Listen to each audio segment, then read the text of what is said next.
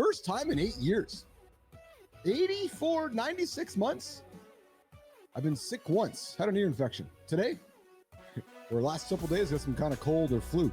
One time in 9 years, I'm sipping water, drinking coffee, and getting after it. We're doing things that others won't do. We're showing up. Yeah, everybody around me is sick. It's just what's going on right now, it seems, in the world, right? It's freaking cold here right now in Manitoba, too. What your body needs is to fucking unplug, not unplug and be influenced by dumb shit. Like unplug and heal. Put some powerful words in your ear and fucking lay down and try to go to sleep. I slept all day yesterday. Like I literally slept all day, and then I got up for whatever, a couple hours, and then moved from one room to the other room and went back to sleep, and then slept all night. If I'm not puking, I'm not stopping. If you're not pulling a trash can over to fucking vomit, I suppose you probably got 52 more minutes in you. That's the way I see it. I would lean out and I would throw up because I was fucking, it was like, and then it got to the point there was nothing coming out. Put me into the locker room. I get a shot in each butt cheek and an IV. It's not so much not doing it. It's what do I need to do to be able to do it? Like they caught like footage of her where it was fucking raining and snot is coming out of her fucking nose to the point where she's singing and she'll try to wipe it off and then come back and wipe it on her dress. The shit sucks. Like I was going up when I was, for example, I was on the tour bus and I was fucking dry heaving and nothing was coming out. I could have stayed in my recliner, but everybody else in the bus was. I'm realizing that when you're pushing the fucking limits and you're doing the shit that most people won't do, a lot of times in situations like that, you got to think of the people around. That's exactly it. And then Carter sends me a text last night. He's like, I heard you're sick. I'll go, yeah. He goes, dude, what's going on? But the Lauren, I've been together for 8 years. This son of a bitch ain't leaving before 60 minutes. He's going to run. He's going to fucking ride with us. I did the whole show or as long as I could. Brother, you just brought up something I've never said before. I have a fucking hard fucking rule. I don't text anybody I don't communicate with anybody but my own brain in the first 10 minutes I'm awake because the shit that I'm going to say is not me. It's some other motherfucker. Real. That's some other motherfucker that I got to chase away every morning. And if he talks, he fucks shit up for me. But that early morning texting can be dangerous stuff. That's why I'm so big on being positive when I wake up, because I'm a cranky mother. So spaz maybe cut somebody out. You got over 100 dicks stuck in you. You wonder why you got pregnant? Come on, man. Jesus Christ. Listen, guys, your purpose won't make sense to most people. Nope. You're going to explain it. You're going to nod politely. You're going to go all in. And they are going to call you crazy. Yeah. To start winning, and they'll ask you how you did it.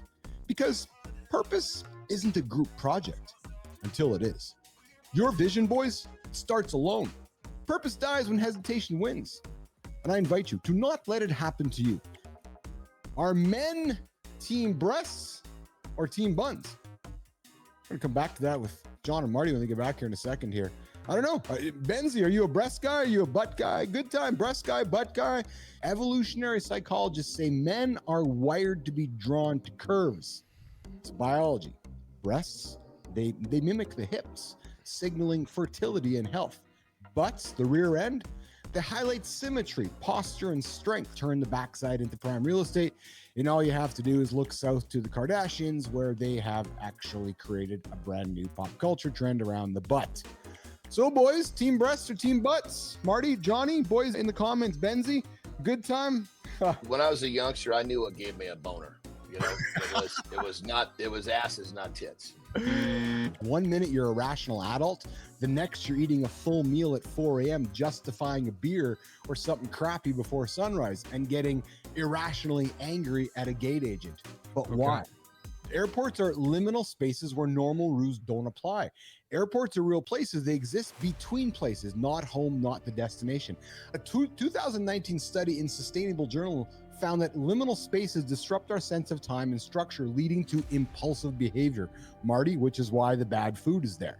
And then lack of control. People are like, oh my God, I got no control of this whole thing. So people get freaked out, right? So you guys have noticed as much as I do. Some travelers get unusually aggressive when they're traveling. Stress mimics aggression, right? I saw a guy last night freaking out at some woman because she didn't want to sit next to him, and she was throwing stuff at him, and he was trying to get her off the airplane.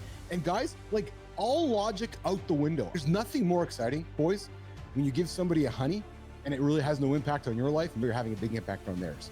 What I like to do with that whole thing of giving people a $100 bill is when someone just makes it like a good human gesture. Someone that is maybe it's someone at a front desk that's just going the extra mile that they don't have to. You get these crazy serendipitous moments when you're looking for that person that's doing extra and you reward them. It's like the universe lines all this shit up for us. Holy Christ, the definition of a tip has really changed here. The first day I checked in, I'd give her a couple honeys and she would take care of my room like no tomorrow. But if someone's really kicking butt, it's really fucking cool to give them like a tip that will really fucking change their day. And so when it was over, I tipped her $500, and she was just like, she came over, she's like, I can't tell you. So I always tip people, even if it's shitty service sometimes. I try to give people the benefit of the doubt because everyone isn't like us where we can have a bad day and you can't tell. I could be having a bad day, y'all won't know. This fitness tip is just a reminder to do the stretching, to do the active recovery, to do the warming up, to do your mobility, because the older you get, the more you have to do those type of things.